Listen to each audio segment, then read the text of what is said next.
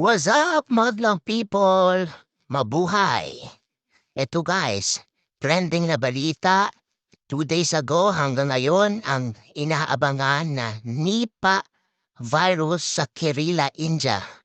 So, sa pagkakaalam ko guys sa ngayon, may dalawa nang namatay dahil sa virus at ang unang sintomas nito ay ang pamamaga ng utak at ito ang nagiging sanhi ng pagkamatay.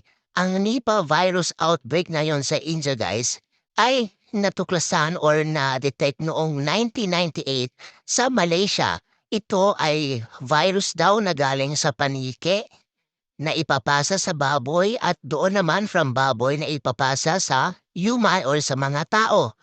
So sa ngayon guys, pinapamonitor ng Department of Tourism and DOH ang mga biyaherong galing sa India na papasok mula papunta sa Pilipinas.